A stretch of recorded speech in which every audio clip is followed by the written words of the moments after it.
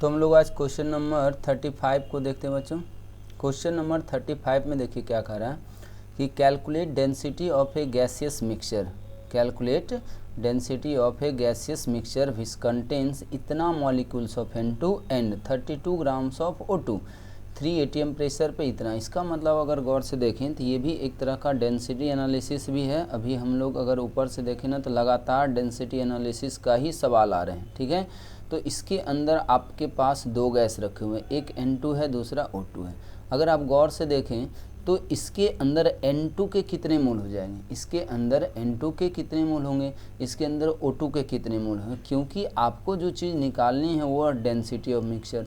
और जो डाटा दिया हुआ उसके अनुसार आपको लगेगा कि हमारे पास PM इक्वल्स टू DRT का एक इक्वेशन है। इसमें देखिए प्रेशर पता है, R पता है, T पता है, D आपको निकालना ही है, बस ये चीज़ पता हो जाना चाहिए। अब देखिए अगर ये फॉर्मूला आप मिक्सर के लिए लगा रहे हैं, इसका मतलब ये प्रेशर आप पूरे मिक्सर का रखेंगे, क्योंकि जो क्वेश्चन में दिया हुआ 3 atm प्रेशर वो तो पूरे मिक्सर का है, तो प्रेशर हो गया पूरे मिक्सर का, ठीक है। डेंसिटी भी आएगा पूरे मिक्सर का, और ये तभी आएगा जब हम मॉलिक्यूलर मास और पूरा मिक्सर लिखें। तब ध्यान से समझिए कि इस पूरे मिक्सचर का मॉलिक्यूलर मास कैसे निकाला जा सकता है। तो आपको पता होगा कि मॉलिक्यूलर मास ऑफ मिक्सचर निकालने का जो फॉर्मूला है वो होता है total mass divided by total mole. अब यहाँ पे अगर हम लोग बात करें N2 के मॉलिक्यूल्स की, कितने मॉलिक्यूल्स हैं, इतने मॉलिक्यूल्स हैं। तो अगर N2 की मोल की मैं बात करूँ, N2 के कितने मोल हो जाएंगे, तो देखिए N2 का मोल निकालने के लिए इस संख्या में आपको एवोगाड्रोस नंबर से डिवाइड कर देना चाहिए। तो ये आ जाएगा 3.01 इंटू 10⁻24 हो गया। आप नीचे करेंगे 6.02 इंटू 10⁻23, ठीक है। 022 होता है, लेकिन हम थोड़ा सा इसको अप्रॉक्सीमेट बना रहे हैं। तो ये देखिए 1/2 में कट जाएगा और ये यहाँ से आ जाएगा, तो ये आ जाएगा आपका 5 मोल। कितना मोल आ गया N2 का, 5 मोल। और O2 के अगर मोल की बात करें तो O2 का 32 ग्राम है, इसका मतलब सीधा सीधा O2 के कितने मोल हो गए, 1 मोल हो गए। तो मॉलिक्यूलर मास ऑफ मिक्सचर मतलब होता है टोटल मास। अब देखिए इसके अंदर आप कह रहे हैं कि 5 मोल नाइट्रोजन गैस रखा हुआ, तो जब 5 मोल नाइट्रोजन गैस रख दिया है, इसका क्या मतलब होगा कि इसका कितना मास हो जाएगा। तो 1 मोल नाइट्रोजन का मास 28, तो 28 गुना आप करेंगे 5, तो ये आ जाएगा आपका 0, ठीक है। 28 इंटू 5 आप करके देख लें तो ये 8 5 40, 0 हो गया, और 5 10 14, 140, ठीक है। और इसमें आप प्लस और कर देंगे क्या, 32, और मोल की बात करेंगे तो मोल आ जाएगा आपका 6। तो यहाँ से आपको आ रहा ये हो गया 2, ये आपका आ गया 7, ये आ गया 1 डिवाइडेड बाय 6, ठीक है। मॉलिक्यूलर मास ऑफ मिक्सचर आपका इतना आ चुका। अब यही चीज़ आप यहाँ पे रख दीजिए, सॉल्व कर दीजिए, आपका आंसर आ जाएगा। चलिए P का वैल्यू 3 हो गया, ठीक है। अब हम इस फॉर्मूले में हम ये सारा डाटा पुट कर रहे हैं, तो 3 हो गया। M का वैल्यू आपका आ रहा है 172/6, ठीक है, is equals to D into R का वैल्यू क्वेश्चन के अनुसार बोला 1/12 यूज करना है, तो हम 1/12 यूज कर लेते हैं। और टेम्परेचर आपका दिया हुआ है 860 केल्विन, ठीक है। अब यहाँ से इसको सॉल्व कर लें तो ये आपका आंसर आ जाएगा।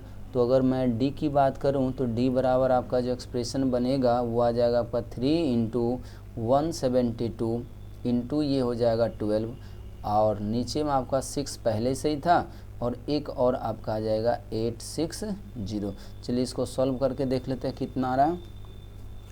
तो इसको सॉल्व किया जाए अगर तो ये आपका हो गया 3 इंटू 172 इंटू 12, ये बराबर आ गया आपका 6192, ठीक है। और नीचे की अगर बात करें तो ये आपका आ जाएगा 860 इंटू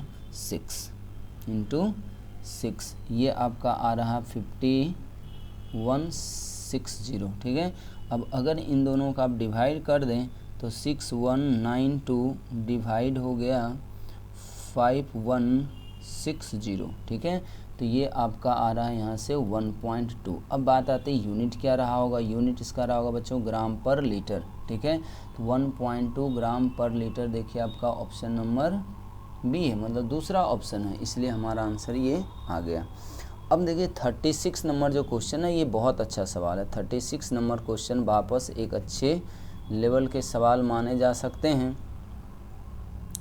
अब इसको हम लोग कैसे कर सकते हैं, इसको करने का तरीका क्या होगा, तो अब यहाँ पे देखिए क्या करा, पहले यहाँ भी वापस एक मिक्सचर लिए, चलिए एक मिक्सचर ले लिया जाए। इसके अंदर है ऑक्सीजन गैस, इसके अंदर है ऑक्सीजन गैस, एक अननोन गैस है। अब ये कौन सा गैस है, N2 है कि H2 है कि CO2 है, ये SO4 है, कुछ नहीं पता, ठीक है। SO3 गैस भी हो सकता है, SO2 कुछ भी हो सकता है, मतलब ये दिया हुआ नहीं है, ठीक है। और अगर किसी को लग रहा हो कि हम मॉलिक्यूलर मास से जज कर लेंगे तो ये बहुत गलत तरीका होता है। मॉलिक्यूलर मास सेम गैस का, ये एक ही गैस का उतना आए ऐसा ज़रूरी नहीं है, अलग अलग गैस का भी हो सकता है। खैर, हमारे पास एक O2 गैस है, दूसरा Y गैस है। इसके बारे में अब सोचिए क्या क्या दिया हुआ। कह रहा है कि अब जैसे ही ये पता चला तो एक चीज़ तो हम ये कह सकते हैं कि इसका मोलर मास पता चल गया, और इस अननोन गैस का भी मोलर मास दे रखा। और एक चीज़ देखिए अब दे रखा मॉलिक्यूलर मास ऑफ मिक्सचर, मतलब एवरेज मॉलिक्यूलर मास, ये दिया हुआ 40। अब सोचिए 3 चीज़ आपको पता चल गया, ठीक है। और हम बोलते थे कि जब भी आपको किसी भी मिक्सचर में अगर ये 3 चीज़ पता हो जाए, मतलब कि पूरे मिक्सचर का मोलर मास पता हो जाए और इंडिविजुअल कंपोनेंट का मोलर मास पता हो जाए, तो उसको यूज करके आप किसी एक कंपोनेंट का मोल फ्रैक्शन निकाल सकते हैं, बाय मोल निकाल सकते हैं, वेट फ्रैक्शन निकाल सकते हैं, परसेंटेज बाय मास निकाल सकते हैं। तो हम यहाँ से क्या करेंगे बच्चों, किसी एक का मोल फ्रैक्शन निकाल लेते हैं। क्या करते हैं हम लोग, मोल फ्रैक्शन निकालते हैं। अब ये हम क्यों निकालना चाह रहे हैं, आपको कैसे समझ आएगा कि हमको मोल फ्रैक्शन ही निकालना है, तो वो बात मैं अभी बताऊँगा आपको, ठीक है। एक्चुअली देखिए हमसे पूछा क्या है, आप ध्यान से पहले सवाल को एक बार पढ़िए। इसमें कह रहा क्या कि अभी ऑक्सीजन और ये जो गैस है, ठीक है, उसका हम A:B मोल मिला देते हैं। A:B मोल रेशियो है ये बच्चों, ये क्या है, रेशियो। अगर मान लीजिए A और B का वैल्यू मैं ऐसे रैंडम रख दूँ, ये 2:3, तो इसका ये मतलब हुआ कि हम एक ऐसे मिक्सचर को बनाएं जिसमें अगर ऑक्सीजन का 2 मोल मिलाएंगे तो उसके साथ Y का 3 मोल मिलाएंगे। अगर किसी ने कहा नहीं हम तो ऑक्सीजन का 6 मोल मिलाएंगे, तो जब आप इसका 6 मोल मिलाएंगे तो इसका कितना मोल मिलाना होगा, तो देखिए जितना ये है इसका थर्ड है, देखिए 3/2 है, ठीक है। चूँकि ये जब 1 होगा तो ये 3/2 हो जाएगा। इसका मतलब जितना भी आप मिलाएं, रेशियो क्या होना चाहिए बच्चों, 2:3। आप कह रहे हैं 6 मोल मिलाएं। अब सोचिए कि अगर 6 मोल मिलाएंगे तो यहाँ पे हमको क्या रखना होगा कि इसको सॉल्व करें तो ये 2:3 आ जाए। इसका मतलब ये रखना होगा आपको 18 रखना होगा, नहीं 18 में नहीं आएगा, ये तो 1:3 आ जाएगा ना। आपको रख देना होगा यहाँ पे इसका, तो ये आ गया आपका 3/2 इंटू 6 कर दीजिए, 9 रखना होगा एक्चुअली, ठीक है। तो इस तरीके का मतलब होता है इसका, A:B कहने का मेरा मतलब यही है, ठीक है। अब इसको देखिए अगर गौर से कि ये A:B है, तो A:B का मतलब यही हो गया हमारा। तो हम अब यहाँ पे यही करेंगे कि ये जो दिया हुआ और ये जो दिया हुआ, ये जो दिया हुआ, उससे हम लोग मोल फ्रैक्शन निकालेंगे। जब मोल फ्रैक्शन हमारा आ जाएगा तो आपको पता होना चाहिए कि मोल फ्रैक्शन का रेशियो जो होता है ना, वो मोल के रेशियो के बराबर होता है। तो हमें एक्चुअली मोल रेशियो के टर्म में आंसर दिया हुआ, सारा क्वेश्चन में मोल रेशियो बोल रहा है, लेकिन हम क्या करेंगे, मोल फ्रैक्शन का रेशियो निकालेंगे। और आपको पता होना चाहिए कि मोल फ्रैक्शन हम शॉर्टकट से निकाल सकते हैं। मान लीजिए कि ये सारा काम हम अगर O2 गैस के लिए कर रहे होते तो हम लोग क्या करेंगे, इसका डिफरेंस ले लेंगे, तो इसका डिफरेंस हो जाएगा 40। 80 और 40 का डिफरेंस लेंगे, चूँकि जिसका निकालते उसको छोड़ देते हैं। और नीचे फिर क्या करें, ओरिजिनल का डिफरेंस ले लेंगे। अगर आप ओरिजिनल का डिफरेंस लेते हैं तो 80 में से आप घटा देंगे 32, तो यहाँ पे आ जाएगा 8 और यहाँ पे बच जाएगा 4, और इंटू करेंगे 100, तो ये तो परसेंटेज निकल जाएगा। लेकिन हमें क्या करना है, हमें मोल फ्रैक्शन निकालना है, तो हम इतना ही रखते हैं। आप अगर इसको सॉल्व करते हैं तो ये देखिए कितने बार में कट जाएगा आपका, इसको हम काट देते हैं 10 बार में, 10 चौक 40 हो जाएगा, और ये हो जाएगा 12 चौक 48। अब फिर इसको काटिएगा तो ये हो जाएगा 5 और ये हो जाएगा 6। तो यहाँ से जो निकल के आ रहा वो 5:6 आ रहा है। इससे ये हमें पता चल गया कि जब इसका मॉलिक्यूलर मास 40 होता है, इसका मतलब ये जो A:B है, ठीक है, A:B है, ठीक, तो ये तो हमारा आ रहा 5/6। अब सोचिए ये तो 5/6 जो आपको आया है वो तो सिर्फ इसका आया है, ठीक है। तो अगर हम अब उसी तरीके से मोल फ्रैक्शन निकाल दें N2 का, ये सॉरी Y गैस का, mole fraction of Y gas, तो Y गैस का भी कितना हो जाएगा, तो इसमें आपको 1/6 करना होगा, इसमें आपको 1/6 करना होगा। देखिए 5/6 ये आ गया, आपको पता मोल फ्रैक्शन का सम हमेशा 1 होगा, तो 1 में से इसको माइनस कर दिए, दूसरा आ जाएगा, तो ये हो गया आपका 6 में से कितना आ जाएगा। अब रेशियो लेना है, चूँकि अगर हम ये रेशियो ले लिए ना XO2 और XY गैस का, तो हमको A और B का वैल्यू पता चल जाएगा। अब देखिए अगर कोई कहेगा आपसे कि 5/6 और 1/6 का रेशियो लीजिए, तो 5/6 और 1/6 का रेशियो आपको कितना आ जाएगा, 5/1 आ जाएगा। तो ये आ गया आपका 5:1। इसका मतलब जो आप देख रहे हैं ना A:B का रेशियो, वो यही है, यही रेशियो दिया हुआ है A:B वाला।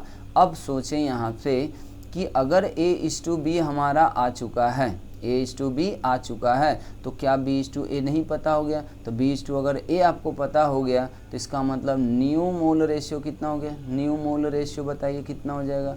न्यू मोल रेशियो आपका आ गया 1:5, चूँकि रिवर्स कर देना, इसका मतलब अभी हम लोग 5:1 में मिला रहे थे, लेकिन कहता अब अगर 1:5 में मिला दिया जाए, तब बताइए एवरेज मॉलिक्यूलर मास कितना हो जाएगा। तो अब हम फिर से ये फॉर्मूला लगा देंगे बच्चों कि M एवरेज बराबर होता है, एक फॉर्मूला आप ये पढ़े होंगे, M1x1 प्लस M2x2, मतलब ये मोल फ्रैक्शन होता है। अब यहाँ पे ध्यान से देख लीजिए, M1 का मतलब पहले गैस का मोलर मास, तो पहले गैस है ऑक्सीजन, तो मान लीजिए हम 32 ले लिए, गुना क्या करना है इसका मोल फ्रैक्शन निकालना ना। तो मोल फ्रैक्शन कितना हो जाए, अब देखिए ये तो मोल फ्रैक्शन का रेशियो आया है, लेकिन इंडिविजुअल मोल फ्रैक्शन कितना हो जाएगा, तो यह आ जाएगा 1/6। फिर प्लस कर दीजिए M2 है 80, इसका कितना हो जाएगा, तो इसका हो जाएगा 5/6। ठीक है, आप इसी को सॉल्व कर दीजिए, तो आपका आ जाएगा न्यू मॉलिक्यूलर मास। क्या आ जाएगा, न्यू मॉलिक्यूलर मास। तो इसको आप सॉल्व करके देखें, तो ये आपका आ रहा है 3 टाइम्स और ये आ रहा 16 टाइम्स, तो ये हो गया 16/3 प्लस ये है 6 ना, तो इसको हम लोग कर सकते हैं 3 और इसको कर सकते हैं 40, तो ये आ गया 200, 40 × 200, तो ये आपका आ गया 216/3। कितना आ जाएगा, 216/3, और 216/3 को अगर आप सॉल्व कर देंगे तो आपका आंसर मिल जाएगा 216/3, तो ये आपका 72 आ रहा है। तो देख लीजिए इसका आंसर कौन सा हो जाएगा, आपका ये वाला हो जाएगा। ठीक है बच्चों, तो इस तरीके से हम लोग ये सवाल कर सकते थे, इसको आप ध्यान रखें, ये बहुत इंपॉर्टेंट सवाल है, और इसमें एक ही तरीका आपको यूज करना था, बस ये वाली कि मोल फ्रैक्शन का जो रेशियो होता है वो मोल के रेशियो के बराबर होता है। और अगर कभी आपको मोल फ्रैक्शन का रेशियो पता चल चुका है, तो किसी एक का इंडिविजुअल मोल फ्रैक्शन आप निकाल सकते हैं। अगर मोल फ्रैक्शन का रेशियो 1:5 है, तो एक का मोल फ्रैक्शन का वैल्यू 1/6 हो जाएगा, दूसरे का 5/6 हो जाएगा, मतलब जो यहाँ लिखा हो वो लिख दें ऊपर और इन्हीं दोनों वैल्यू का सम कर दें नीचे। तो इस तरीके से हम लोग पता कर सकते हैं।